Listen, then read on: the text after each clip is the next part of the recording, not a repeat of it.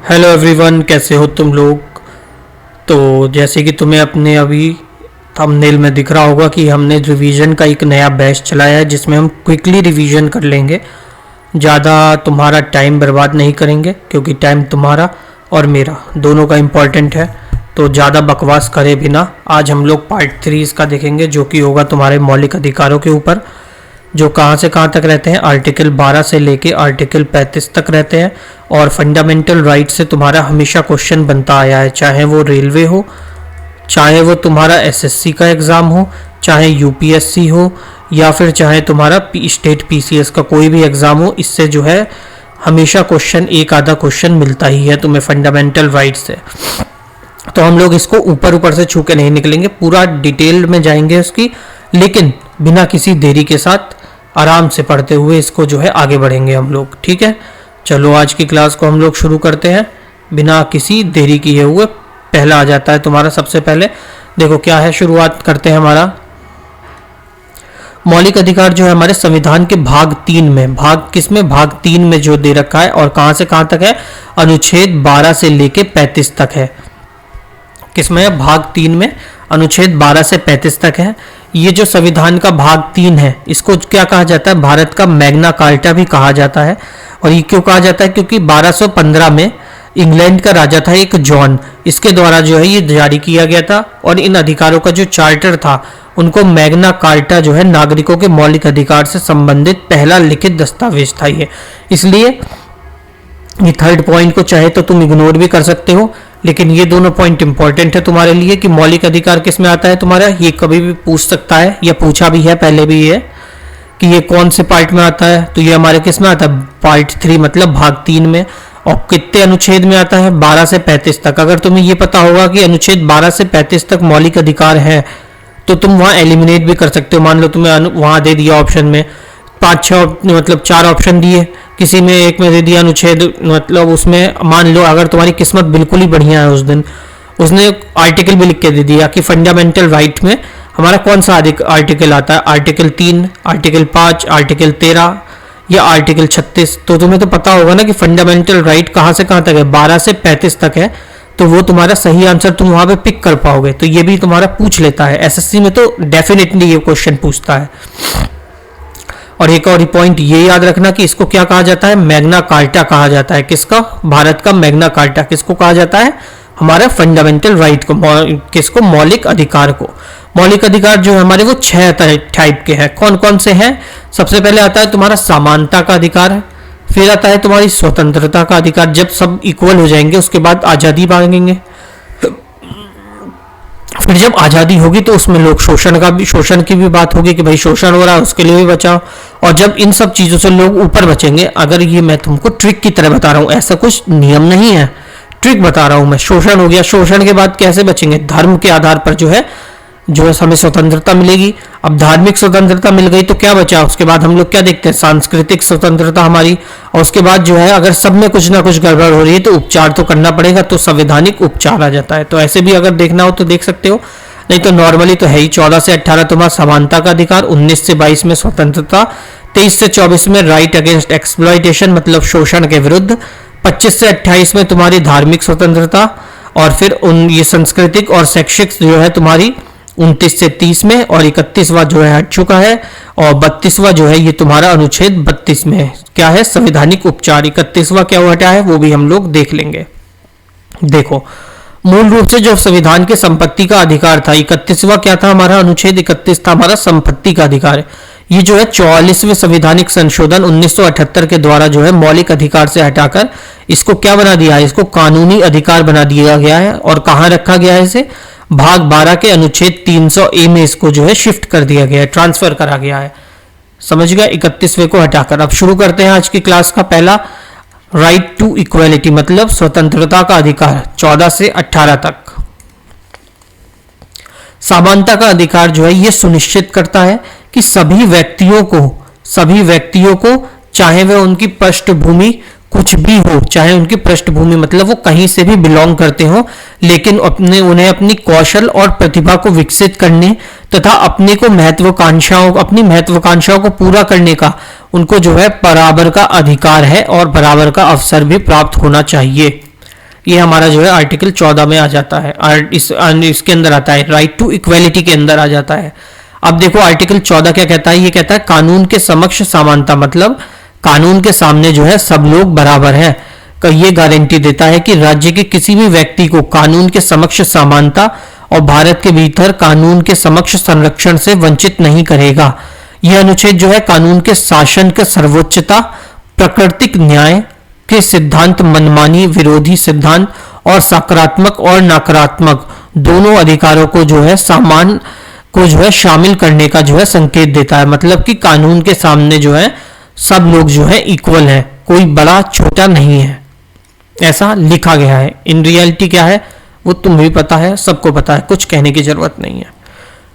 कुछ लोगों को निबंध लिखने को दे दिया जाता है कुचलने के बाद, और कहा जाता है कि इतनी रात को ये कर क्या रहे थे सड़क पे, बाकी सब तुम्हें पता ही है।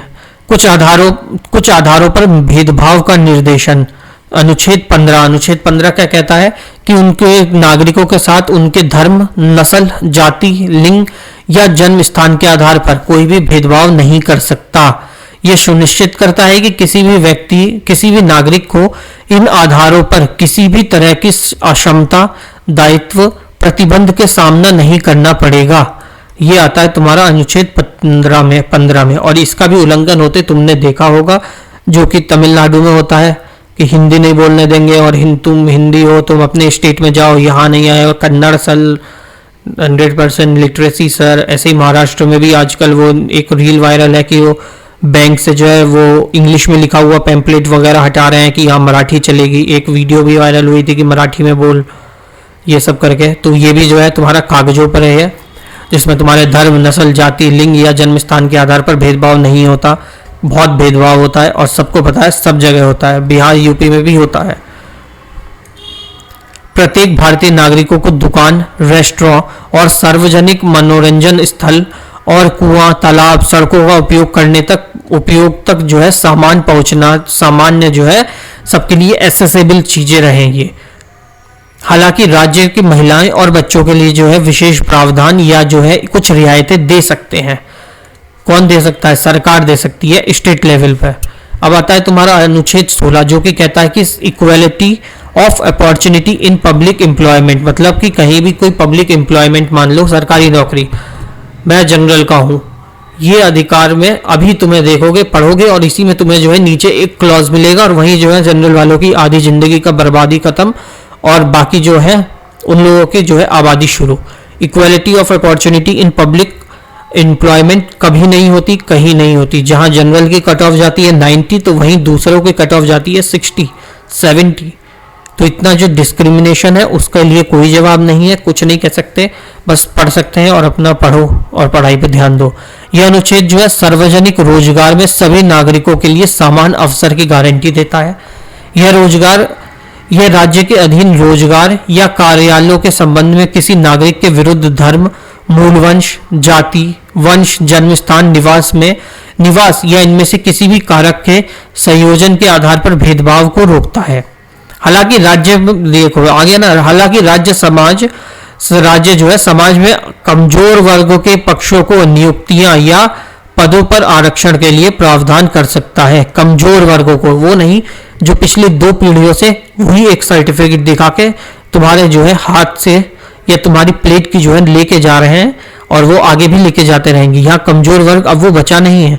अब जो मेन कमजोर वर्ग है उसको तुम आगे भी नहीं आने दे रहे हो। तुम एसएससी के मेंस में जनरल वाले 320 नंबर ले आए, उनका सिलेक्शन नहीं है, और बाकी का ये एक ओपन डिबेट है, इस पर कुछ नहीं कर सकता कोई। ये यूपीएससी में भी होता है। वो टीना डाबी जो आईएएस ऑफिसर है उनके साथ भी ये था, एक कंट्रोवर्सी हुई थी बीच में कि भाई उनके फादर ने भी वो सर्टिफिकेट दिखा के जो है जॉब ली।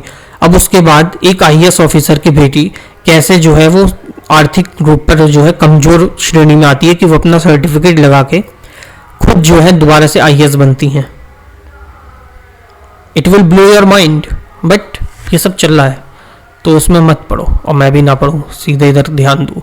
अस्पष्टता और उन्मूलन, अनुच्छेद 17, यह जो है अनुच्छेद किसी भी रूप से अस्पष्टता से अस्पष्टता को समाप्त करता है और ये अस्पष्टता को एक सामाजिक बुराई के रूप में जो है मान्यता देता है और भारतीय समाज में इस भेदभाव प्रथा के उन्मूलन को जो है सुनिश्चित करता है। आर्टिकल 17 मतलब अस्पष्टता मतलब अनटचेबिलिटी, छुआछूत को खत्म करने के लिए ये जो है अनुच्छेद 17 की बात करता है। किसी भी रूप में अस्पष्टता मतलब अनटचेबिलिटी को समाप्त करता है कि कोई भी बुराई समाज में ऐसी ना हो कि भाई तुम इस जाति के हो या तुम इस समुदाय के विशेष समुदाय या संप्रदाय के हो, तुमसे नहीं मिलेंगे, तुमसे नहीं खाएंगे। ये सबसे ऊपर उठना पड़ेगा अगर देश का विकास चाहते हो।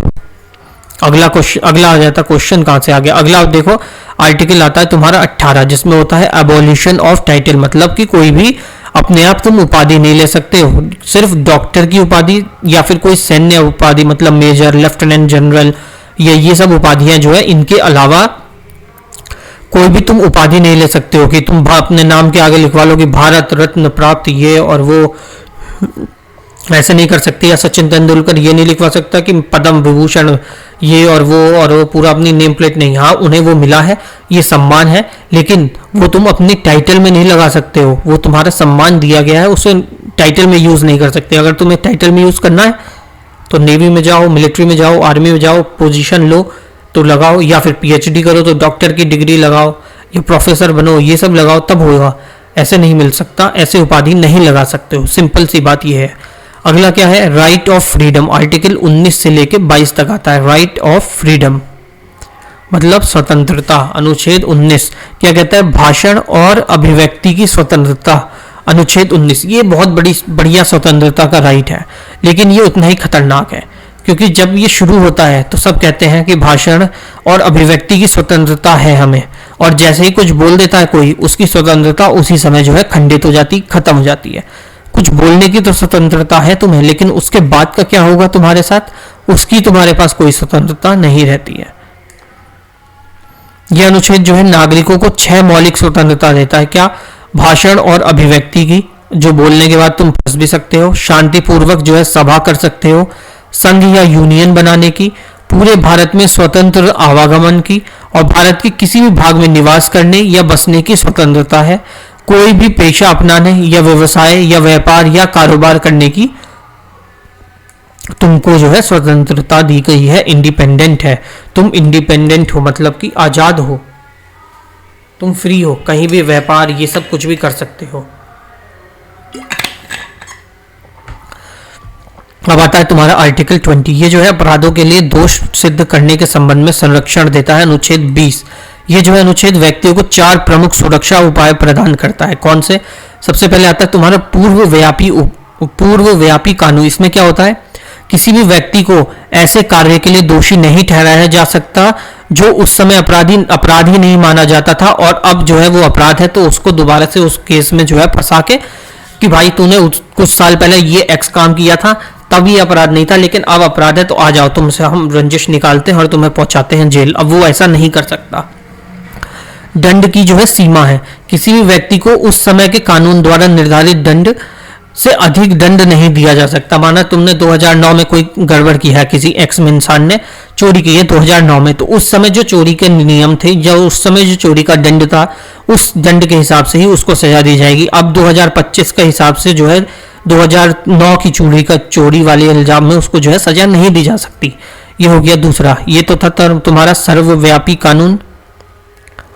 क्या था ये था पूर्वव्यापी कानून, और दूसरा था तुम्हारा दंड की सीमा। तीसरा क्या है, दोहरा खतरा, मतलब किसी भी व्यक्ति को एक ही अपराध के लिए एक से अधिक बार मुकदमा नहीं चलाया जा सकता और उसे दंडित भी नहीं किया जा सकता। उसने एक अपराध किया है तो एक अपराध के लिए एक ही जो है सजा दी जा सकती है। ये नहीं है कि चाचा ताऊ भी बाद में उठ के आके कि भैया हम भी देंगे, प्रसाद नहीं बट रहा है। दोहरा खतरा नहीं, मतलब दोहरी सजा नहीं दी जा सकती। खतरा क्या, दोहरी सजा। उसके बाद देखो चौथा क्या है, आत्मदोष। किसी भी व्यक्ति को अपने खिलाफ गवाह बनाने के लिए मजबूर नहीं किया जा सकता, और यह सुरक्षा जो है चुप रहने के अधिकार को जो है सुनिश्चित करती है और व्यक्तियों को जबरन स्वीकृति से बचाती है कि अपने आप अपने खिलाफ ही गवाही नहीं दे सकता कि हाँ भाई मैंने किया था, ये नहीं मानी जाती कोर्ट में। ठीक, इसके बाद आता है तुम्हारा अनुच्छेद 21 जो है जीवन और व्यक्तिगत स्वतंत्रता के बारे में, अनुच्छेद 21 में है। इसमें क्या कहा गया है,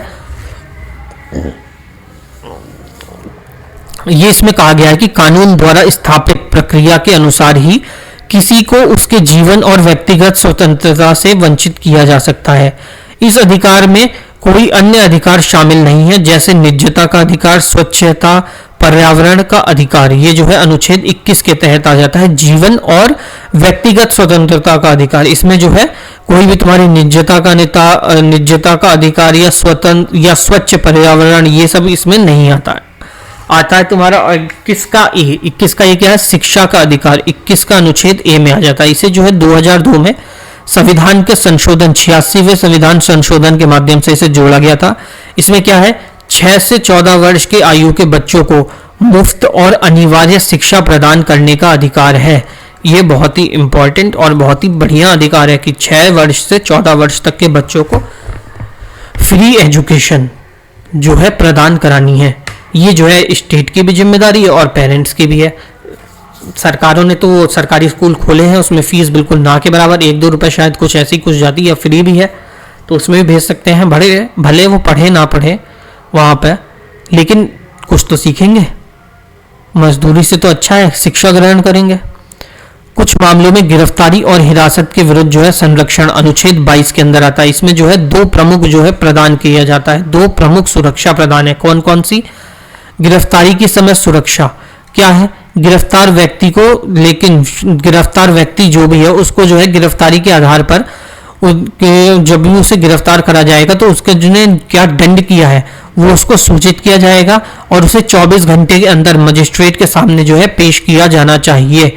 और उसमें जो 24 घंटे हैं उसमें तुम्हारा यहाँ से जाना आने का टाइम जो है ऐड नहीं होता कि किसी एक्स पर्सन के पास जो है जाने में, गिरफ्तार करने में टाइम लगा, फिर गिरफ्तार करके वापस उसे थाने लाने में जो टाइम लगा वो इसमें कैलकुलेट नहीं होता। ये जो है वहां जब वहां ले आए तब के 24 घंटे के भीतर जो है मजिस्ट्रेट के सामने पेश करने की बात है इसमें। अब आ जाता है तुम्हारा शोषण के विरुद्ध अनुच्छेद 23 और 24 में, राइट अगेंस्ट एक्सप्लॉयटेशन। इसमें क्या है, मानव तस्करी और जबरन श्रम पर प्रतिबंध। अनुच्छेद 23 में जो है मानव तस्करी और जबरन श्रम पर जो है रोक लगाने के लिए इसे कहा गया है कि मानव और भिखारियों की तस्करी साथ ही अन्य प्रकार के जबरन श्रम पर जो है प्रतिबंध है। इस प्रावधान का कोई जो है उल्लंघन कानून द्वारा दंडनीय है। इस प्रावधान का कोई भी उल्लंघन जो है कानून द्वारा दंडनीय है। मतलब ये देखो, चाइल्ड लेबर वगैरह की बात करी गई है इसमें कि कोई चाइल्ड लेबर तुम नहीं करा सकते हो, ऐसी जगहों पे माइनिंग वगैरह में नहीं ले जाके करा सकते हो, या ऐसा कूड़ादान में कूड़े से कूड़ा उठाने का काम नहीं करा सकते हो, कारखानों आदि में बच्चों को जो है रोजगार नहीं दे सकते हो। अनुच्छेद 24 कहता है इसके अंदर जो है क्या कहा जाता है, 14 वर्ष के कम आयु के किसी भी बच्चे को कारखाना, खदान या खतरनाक व्यवसाय के नियोजन में नहीं जो है डाला जा सकता। ऐसे ही हमारे जो वो थे जिन्हें भारत रत्न मिला था 2014 में, कौन थे, सत्यार्थ जी थे। सत्यार्थी, उन्होंने जो है बहुत सारे बाल श्रमों को बचाया था। माइनों में नीचे ये जो मील वगैरह होती है उसमें नीचे बेसमेंट में वो रहते हैं, उनको ना दिन का पता होता है ना रात का पता होता है। उन्होंने कितने महीनों से या कितनों ने तो कितने सालों से बाहर की शक्ल ही नहीं देखी। उन्हें उस वहीं अंदर ही रहना है, वहीं सोना है और 12-12 घंटे काम करना है उनको। उससे उन्होंने बचाया था, तो ये अधिकार भी मिलता है इसमें। फिर आता है बाल श्रम निषेध और विनियम संशोधन अधिनियम 2016 सभी व्यवसाय और प्रक्रियाओं में 14 वर्ष से कम उम्र के बच्चों को रोजगार या काम पर पूरी तरह से प्रतिबंध लगाता है। 14 साल से कम बच्चों को जो है कोई रोजगार नहीं करना, कुछ काम नहीं करना, ये उस पर जो है पूरी तरह से प्रोहिबिट है। ये मतलब पूरी तरह से प्रतिबंधित है कि तुम 14 साल से कम बच्चों को जो है काम में लगा ही नहीं सकते, उनको एजुकेशन दिलाओ। अब आता है तुम्हारा धार्मिक स्वतंत्रता का अधिकार, जो कि अनुच्छेद 25 से लेकर 28 तक है। इसमें क्या आता है, अंतःकरण की स्वतंत्रता और धर्म की आबाद अभिवृत्ति, आचरण और प्रचार प्रसार अनुच्छेद 25 के तहत आता है। इसके अनुसार सभी को स्वतंत्र विवेक, धर्म और स्वतंत्र रूप से मानने, अभ्यास करने या प्रचार करने की स्वतंत्रता का अधिकार है।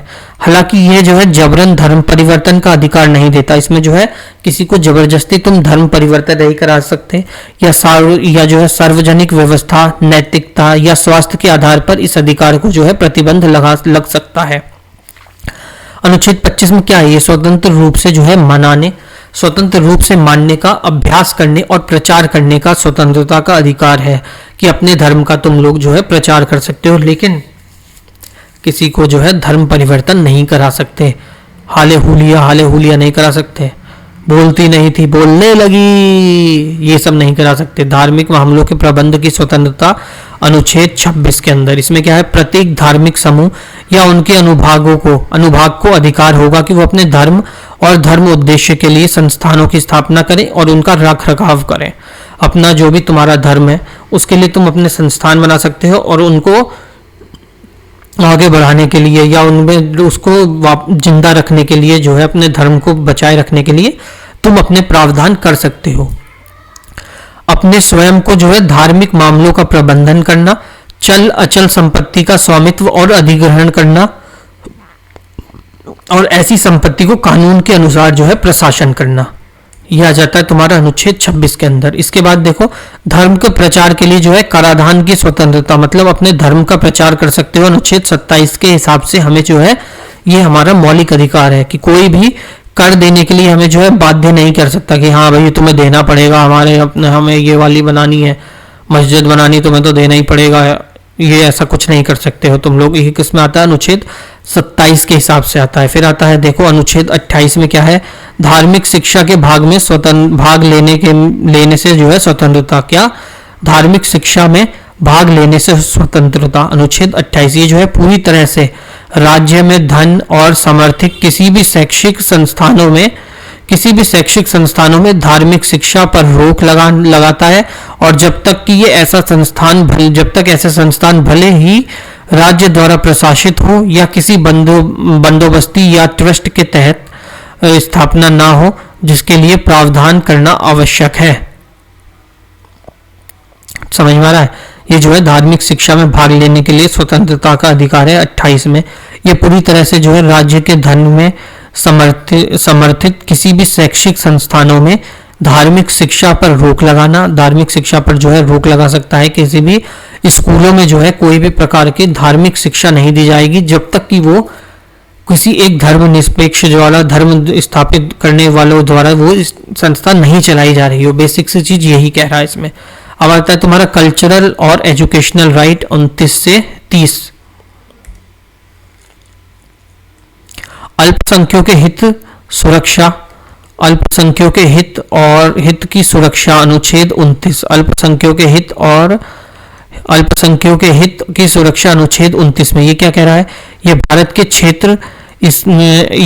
के क्षेत्र या इसके किसी भी हिस्से में रहने वाले नागरिकों के किसी भी वर्ग को एक विशिष्ट भाषा, लिपि या संस्कृति के साथ इसे संरक्षित करने का अधिकार देता है। एक समूह के अधिकार की रक्षा।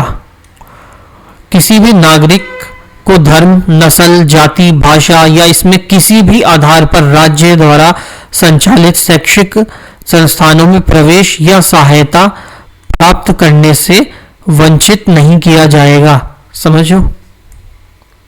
समझ गए? अल्पसंख्यकों के हितों की सुरक्षा का अधिकार है ये 29 में आर्टिकल। ये जो है भारत क्षेत्र के, इसमें किसी भी हिस्से में रहने वाले नागरिकों को किसी भी वर्ग के हो या किसी भी विशिष्ट भाषा, लिपि या संस्कृति के हो, उनको जो है संरक्षण का अधिकार देता है कि उनके प्रोटेक्शन का अधिकार है। किसी भी भाषा के हो, लिपि के हो या किसी भी संस्कृति के हो। किसी भी नागरिक के धर्म, नस्ल, जाति, भाषा या इसमें से किसी भी आधार पर राज्य द्वारा संचालित शैक्षिक संस्थानों में प्रवेश या सहायता प्राप्त कराने से वंचित नहीं किया जाएगा इन्हें।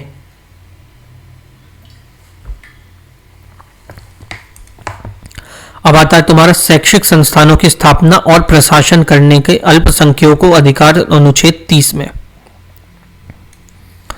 सभी धार्मिक और भाषाएं अल्पसंख्यकों को अपनी पसंद की शैक्षिक संस्थानों की स्थापना और प्रशासन करने का अधिकार है। जो भी अल्पसंख्यक हैं वो अपने पसंद के जो है स्कूल मतलब जो भी शैक्षिक संस्थान है उनको स्थापना कर सकते हैं और उनका प्रशासन उनका मैनेजमेंट करने के लिए वो पूरी तरह से जो है आज़ाद है।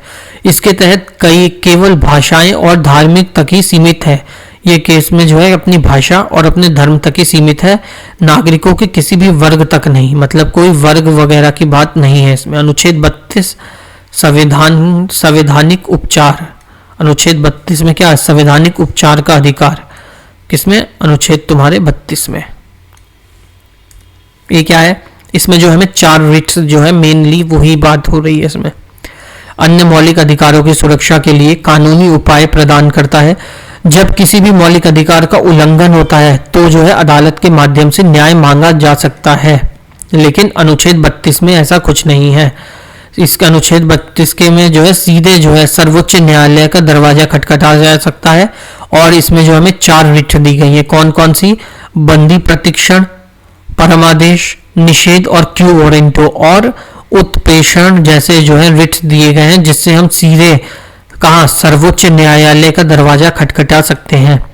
उच्च न्यायालय को भी अनुच्छेद 226 के तहत उच्च न्यायालय को ये शक्तियां प्रदान की गई हैं। इसके अलावा किसी भी अन्य न्यायालय के संसद द्वारा हर प्रकार के निर्देशन, आदेश और रिट जारी करने की अधिकृत किया गया है। समझे? सशस्त्र बलों का अधिकार। अनुच्छेद नंबर 23 में तुम्हारा सशस्त्र बलों का अधिकार।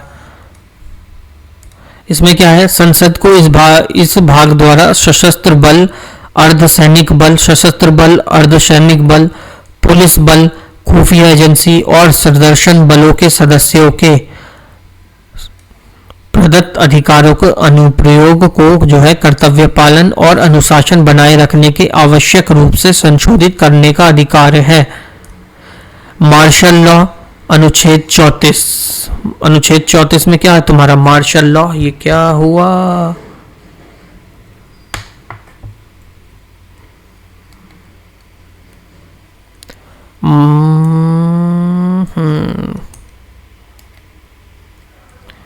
मार्शल लॉ द्वारा अधिकारों का प्रबंध। अनुच्छेद 34 में इसमें क्या है?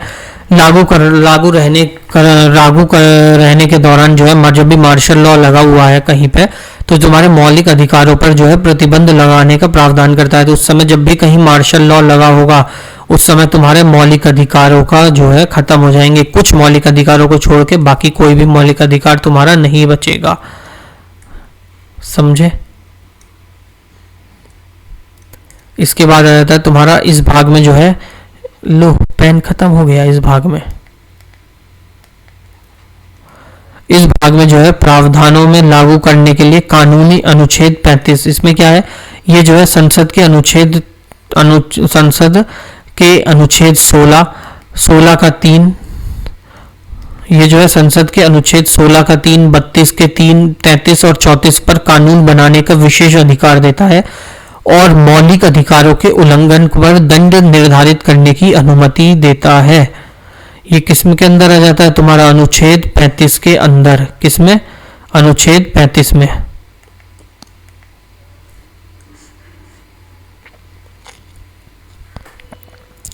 प्रावधानों को लागू करने का अधिकार, कानूनी अधिकार देता है। इसमें जो है 16 का 3 अनुच्छेद, 32 का 3, 33 और 34, 32 का 3 और 33 और 34 जो है कानून बनाने का विशेष अधिकार प्रदान करता है।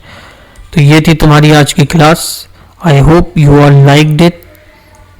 मिलते हैं नेक्स्ट क्लास में। अब हम नेक्स्ट क्लास काय की करेंगे? अपने मैथ की करेंगे। टाइम एंड वर्क को कंटिन्यू करेंगे। और तब तक के लिए जय श्री राम सभी को, और अपना ध्यान रखो और पानी पीते रहो। मिलते हैं अगली क्लास में।